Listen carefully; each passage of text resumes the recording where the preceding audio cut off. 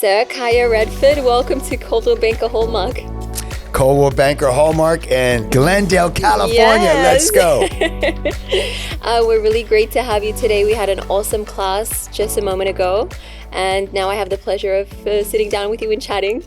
First of all, I want to say that you have an essay worth of achievements, some of which I have to point out. So you're a master certified and trainer's trainer in NLP.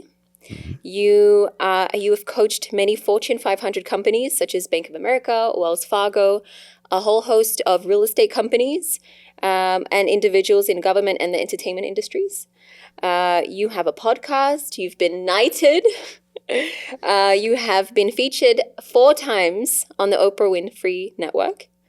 And you're also rehabilitating veterans suffering from PTSD and homelessness. And I heard that you're filming a new documentary on the issue.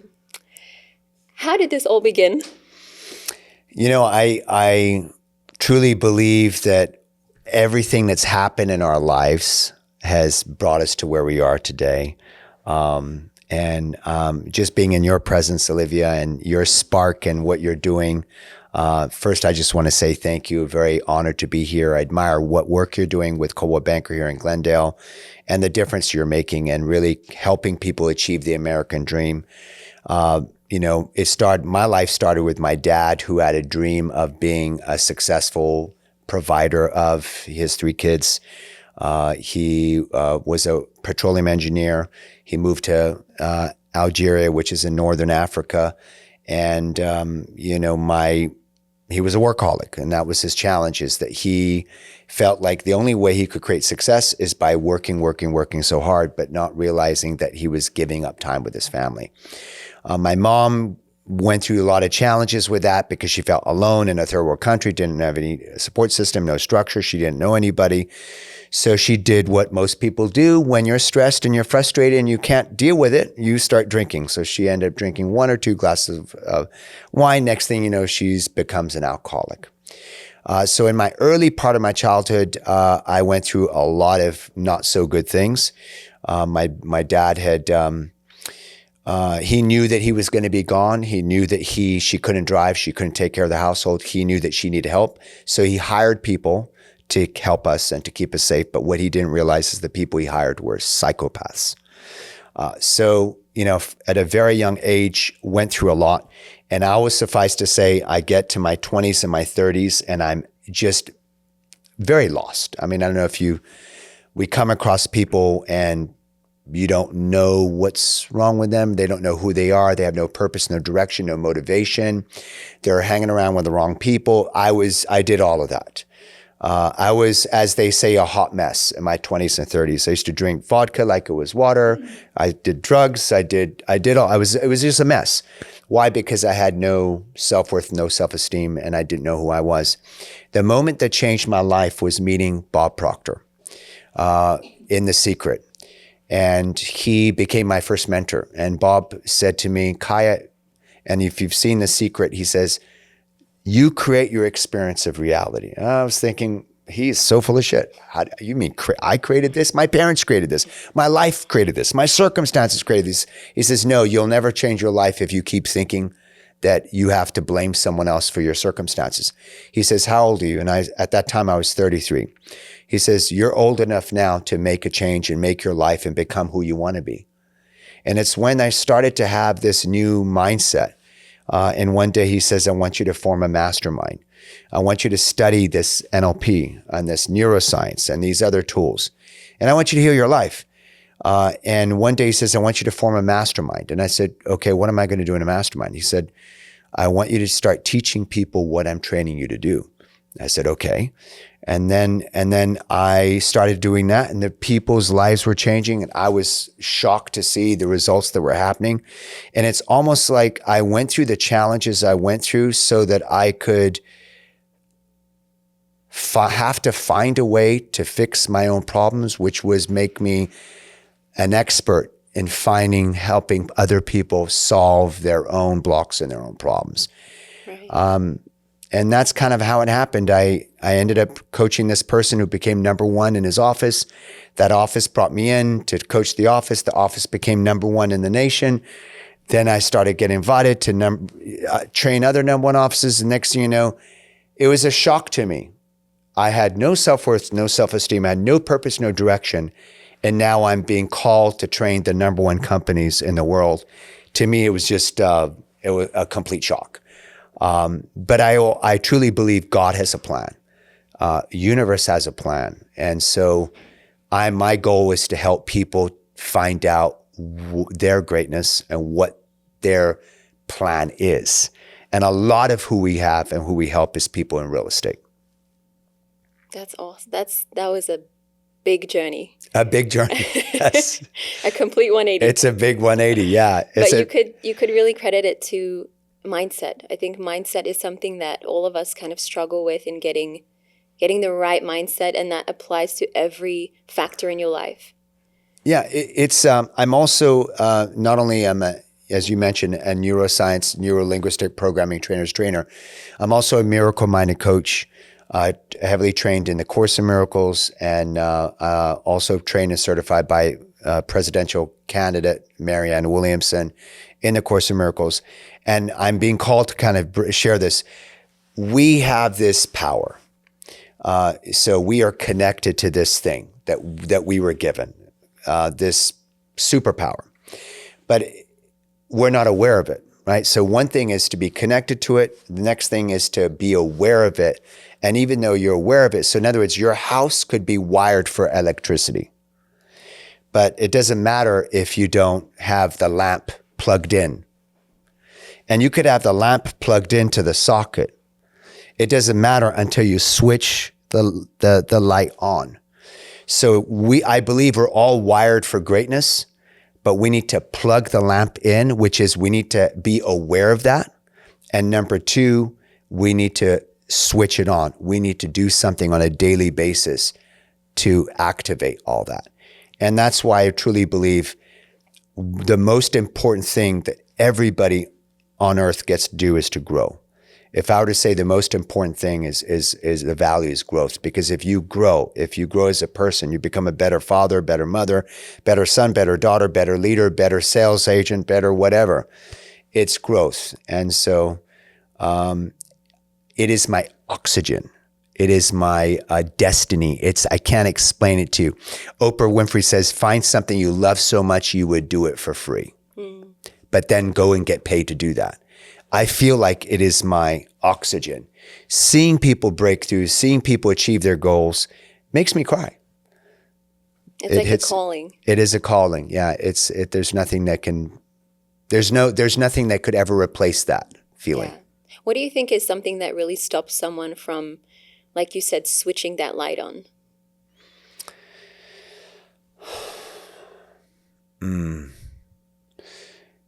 Well, for sure, they don't know how. Albert Einstein says we tend to look at the problem, whatever a problem is. Procrastination. I want to make this practical. Things that are holding people back, especially in real estate or in sales. Procrastination, fear of rejection, right? Lack of discipline, lack of accountability, lack of work ethic. These are some things. Right? So what is stopping someone from switching it on is they don't know how to solve what's holding them back, because they don't really know what it is. So Albert Einstein says you can't solve a problem, procrastination, fear, anxiety, stress, through the level of thinking that created the problem. So in other words, if I'm trying to find the way to solve my problem, and here's my problem, and I'm looking here through the eyes of my problem, trying to solve the solution is never in here. The solution is here. And that's why a coach who's not in your bubble, who can look at you and see from the outside looking in, can see solutions to your problem that you can't see.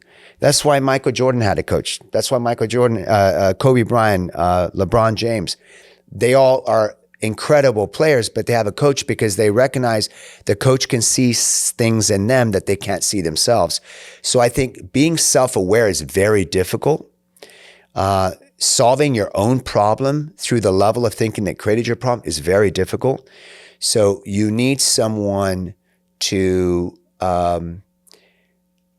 be able to help you uncover your blind spots. The best way to describe it is if you're driving your car and you're changing lanes.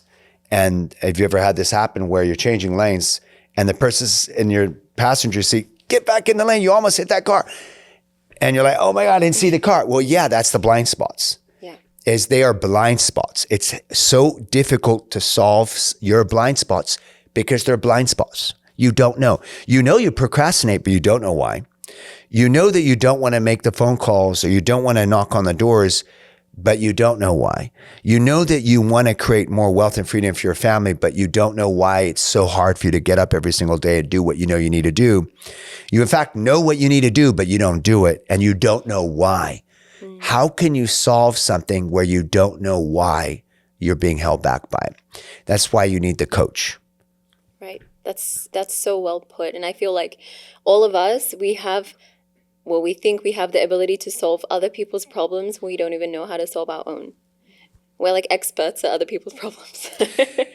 You know, it's interesting because I learned NLP and then I started to go and learn a little bit about the Course in Miracles, which is it's not religious. It's more, based on love and fear. It's not dogmatic in any way, shape, or form. But what I learned is something that was a breakthrough for me. It says sometimes you will attract a client and you will help that client so the universe can teach you both. So sometimes you are blocked. Sometimes you have a challenge and you'll work with a client that has a challenge, but by you working with them, you'll both come up with a solution together. So right. Yeah, you don't have to have it all figured out. Yeah. You just need to be 1 or 2 steps ahead, baby. Yeah. You mentioned NLP and you're a trainer's trainer of it. For someone that doesn't know what NLP is, can you define it? So the basic way I would define NLP is the study of human excellence. That's the easiest way. But when people hear Neuro-Linguistic Programming, they hear these 3 words. I think the easiest way to say that is mindset, communication, action. Mm-hmm. Right? Neurology, our nervous system, our belief systems is our mindset. Linguistic, language, effective communication is our ability to effectively communicate with our clients. And most important person we're speaking to every single day is ourselves, right? And then the programming piece is what is our habits, what is our behaviors on a daily basis, what are our actions? Mm-hmm. So how important is mindset in real estate? Oh, it's everything. How important is effective communication? Speaking into the listening of your clients. Yeah. Which you're a master at, right? She's like, she's doing it. She's like, I try. She's modest too. And then how important is it that we take massive action? It's everything. If we don't take action, we're in the same spot. So NLP is basically saying when you have all 3 of those, the mindset, the communication, and the action are all on the same page, you have power, you have influence. Right. What it's also saying is if the mindset is not aligned, right? In other words, if you have fears, doubts, worries, insecurities, or if your communication is, you're not confident in your communication, or you have a little bit of negative self-talk, or your action, you know what you need to do, but you don't do it. So if those 3 are not aligned, you lack power and you lack influence, and your life will show up as a struggle. So I believe that neuroscience and neuro-linguistic programming is the secret.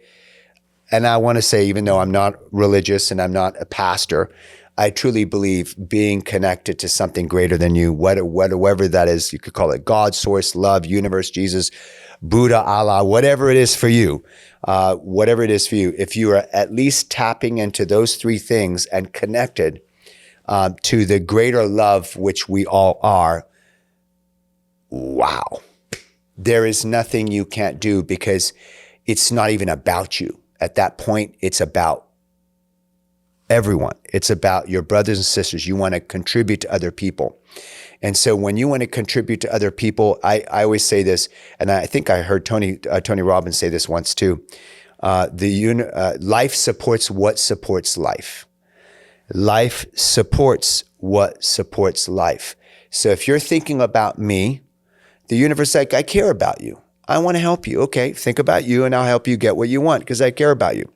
But the moment you're focused on you caring about other people, life supports what supports life. So in other words, you're focused on other people. The greatest amount of help you could ever possibly have will come to you because you're using it in the right way to improve the lives of many other people. So you become a multiplier. And I think that the greatest reward that you can get is giving. Giving. And, you know, I love this. I love this conversation because we hear these frames, right? And there is nothing more beautiful than a giver. No, everyone agrees on that. Mm-hmm. And there are people that have a hard time receiving. Yeah. So in other words, you could say the greatest thing is to be a giver, which is true. It's great. But there are people that are big givers that can't receive. Why do you think that is? Having coached for over 20 some years, I have discovered in doing a lot of breakthroughs that there are patterns. And not all the patterns are the same. Each person's individual. Their reason is a little unique for them based on their upbringing and so forth. But I'm going to share with you what I've seen come up quite a bit. Yeah. What I've seen come up quite a bit is I give because that's how I know that I am. When I give, I feel like I'm helping you or I'm doing something for you, but don't feel like I'm worthy of that myself. So and then there's another side of it, which is giving to receive. Yeah. But there are people that give, and they feel completely depleted. I mean, we see this everywhere. I give at my job, I give to my boss, I give to my family, I give to my husband, I give to my kids. I have a family member right now. I give to everybody and I'm just exhausted. I'm exhausted. I don't take care of myself. So what I've discovered is people have a very hard time taking care of themselves. And I did not take care of myself for many, many years. Thank God I went through the transformation and now I put my health first. And I realized the only way I can continue to give is I need to take care of me. The more I'm able to take care of me, the more I'm able to give. I think that also goes to say with one of the main commandments is love others as you love yourself. And maybe that's also related. People tend to think that, if I give, again, it's I will love others, but they forget to love themselves. So how can you love to the capacity that somebody needs if it's not being also reciprocated to yourself? Mm-hmm. There's a it reminds me of John Maxwell's book. One of my favorite books, if you want to read a book, it's the 21 Irrefutable Laws of Leadership. Man, I love that book. And one of the laws, I believe the chapter that this one is in has to do with the adders, the subtractors, the multipliers, and the dividers. And when he says is you have adders, by the way, his premise is that people are naturally selfish. He thinks human beings are naturally selfish. I would tend to agree based on our human patterns. Was he raised in LA? Was he raised in LA? Yeah. When I studied A Course in Miracles, it kind of helped me understand the other side of the equation, that we're all love and we're all light. But because we've become disconnected from our source, from our creator, because we've been hurt and wounded, because we no longer trust, we now keep ourselves separate from each other. And now the only way I can take care of me is I must take.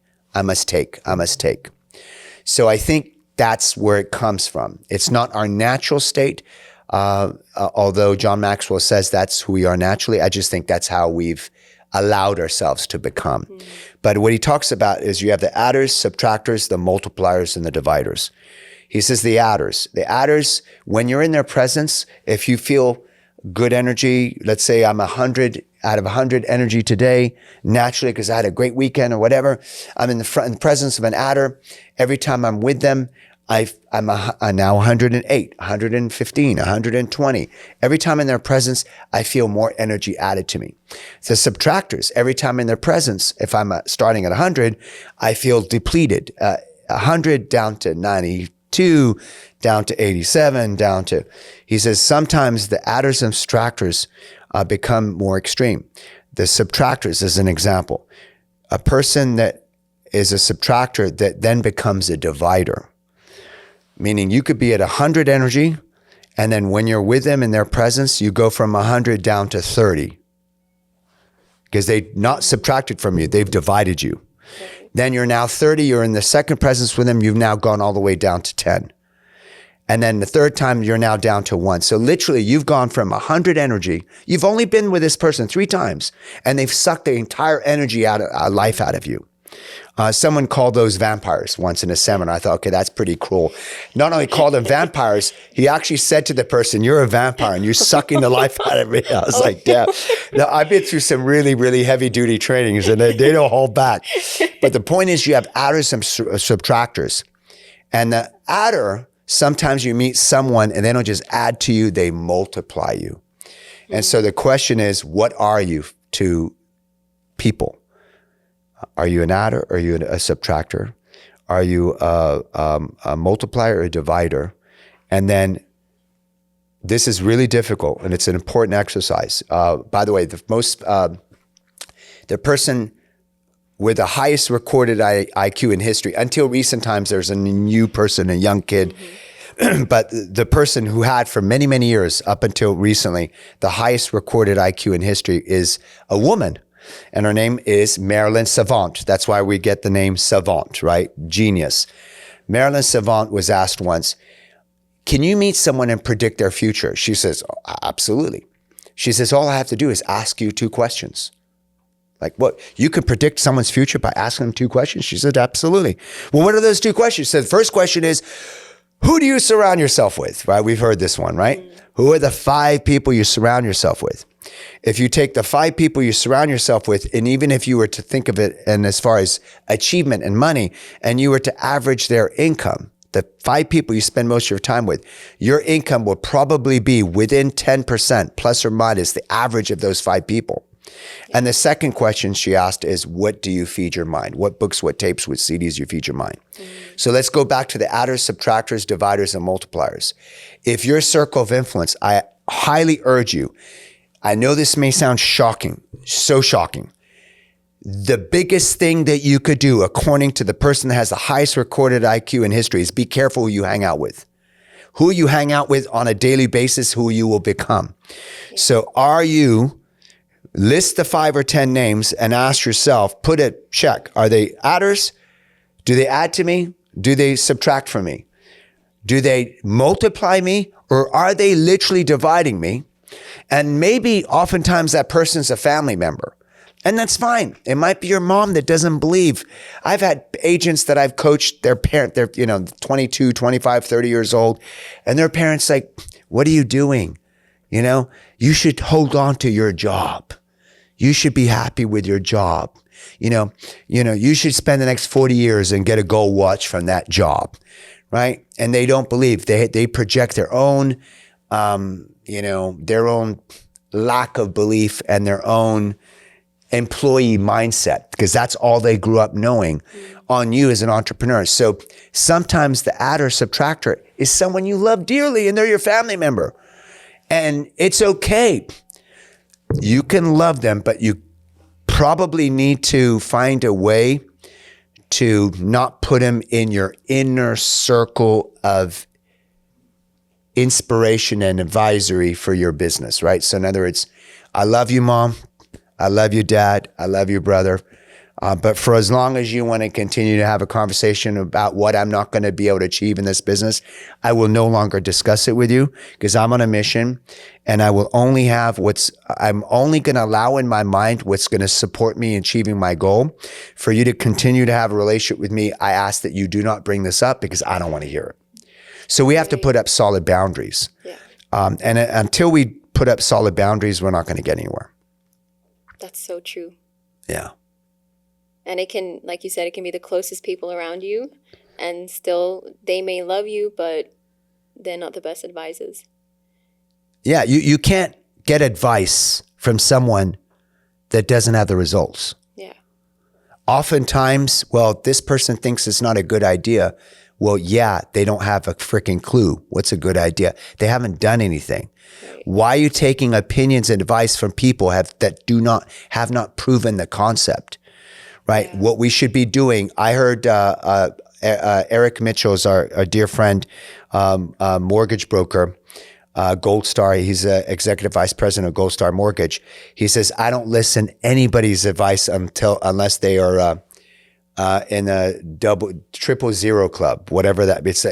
If you're not making $1 million a year, and he has people that give him advice. He says, look, if you can show me a paycheck, if you can show me that you've made $1 million this year, I will hear advice from you. If you can't show me that you yourself have made $1 million, I don't want any advice from you. Right. And I think it's great advice. Yeah. Now, it's different if you're talking to a health coach, right? If you're talking to someone else, I go to the gym and I'm just like, I don't get it. You see the people they're not in shape and they're trainers. I'm like, I don't get that. I don't get that. You know, one of the things we teach in NLP is congruency. You got to walk your talk. Mm-hmm. You got to walk your talk. So, you know, you got to do what you're expecting other people to do. And if you're not, I don't think you're the teacher for them. Right. You got to be living your own message. Yeah. Yeah. Absolutely. What is the best part of your job, or the best part of the work that you do? Transformation. It's hard to even put it in words. When someone has a breakthrough, like we did a training last night, and when someone has that epiphany, that light bulb goes off, they have a breakthrough, they start tearing up, they start heating up, they have their whole world changes in a moment.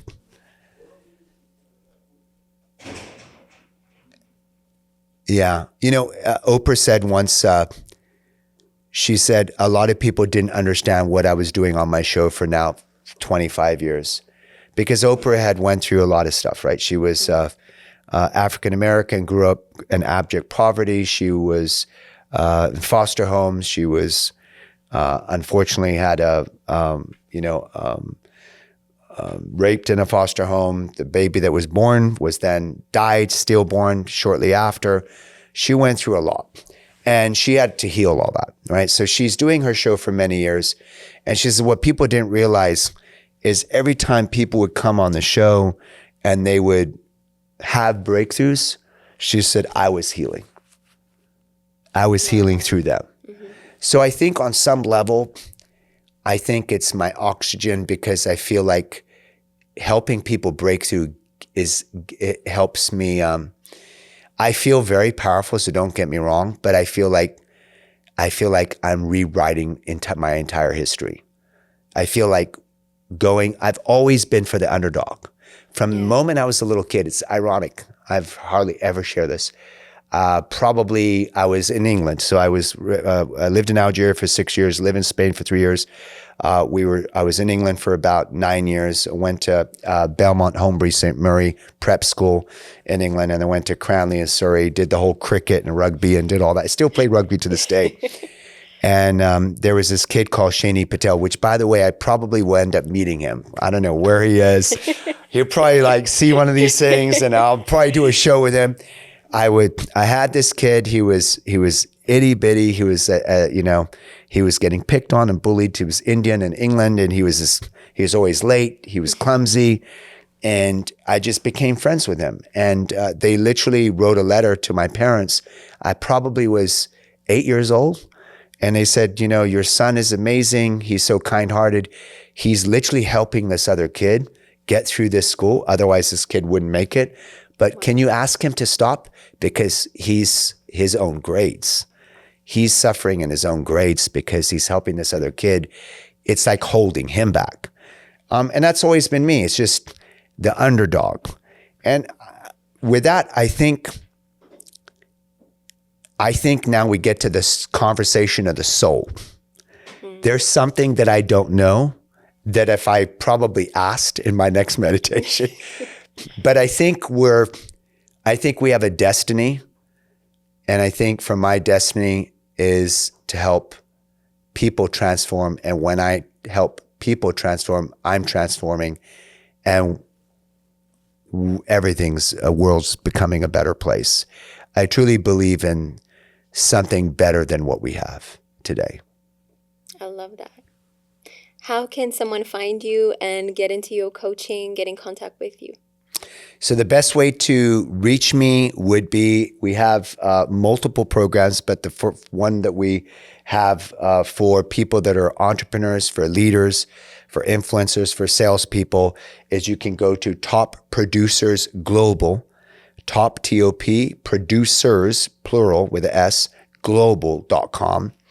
And we also have some free gifts. Can I give some free gifts? Absolutely. So the 7 best kept secrets to dominating in any economy, learning from the top 1%, no matter what industry you're in, whether it's real estate, mortgage, financial services, network marketing. You can also attend one of our events for free. And then, even have some coaching for free. So all of that, the free gifts valued over $1,000. I'd like to give it to your audience for free. If you grab your phone and you text the word TOP, T-O-P, to the phone number 26786, text the word TOP, T-O-P, to the phone number 26786, T-O-P, to the phone number 26786.